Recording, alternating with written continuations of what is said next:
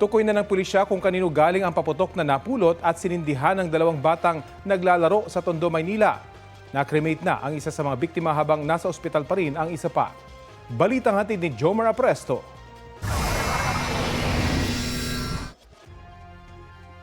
Pasado alas 8 ng gabi nitong December 28 nang mahagip sa CCTV ang 12 anyos na si Cesar Russell Sarmiento at kanyang kaibigan habang pasan-pasan ang napulot nilang paputok sa Abad Santos Avenue, corner A. Lorenzo Street sa Tondo, Maynila.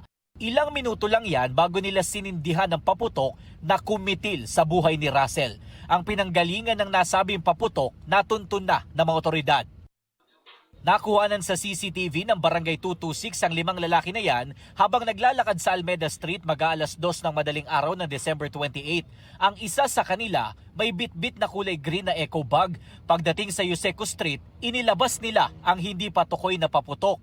May kita pa sa video na pinatitigil ng grupo ang ilang motorista para masindihan na ito. Sa kuhang yan may kitang umusok ang paputok, hindi ito nagtuloy.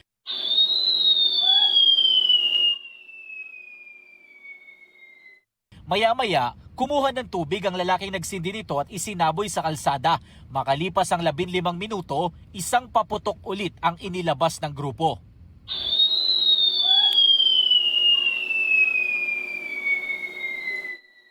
Kagaya ng nauna, hindi rin ito pumutok.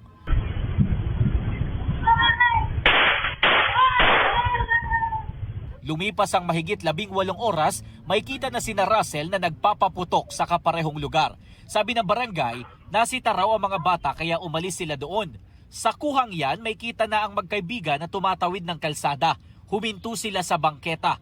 Hindi na gaanong maaninag pero sabi ng barangay, doon na nila napulot ang paputok bago sila lumiko papunta ng A. Lorenzo Street. Ito raw ang paputok na sinindihan noon ng grupo ng mga kalalakihan.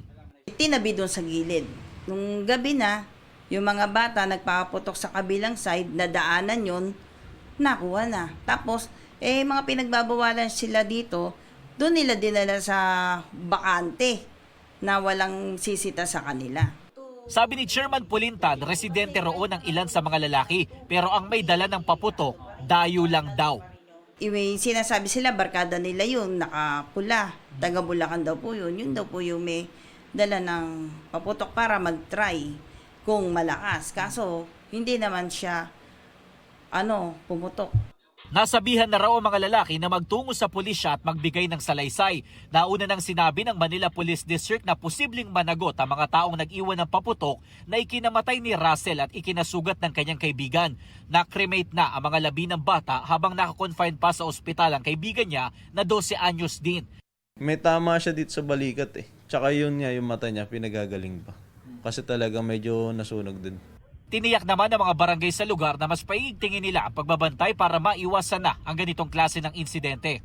Samantala, nitong December 27, umabot sa mahigit 350,000 pesos na halaga ng mga ilegal na paputok ang nakumpiska sa Divisoria ng mga tauhan ng Special Operations Unit ng MPD. Jomer Apresto nagbabalita para sa GMA Integrated News.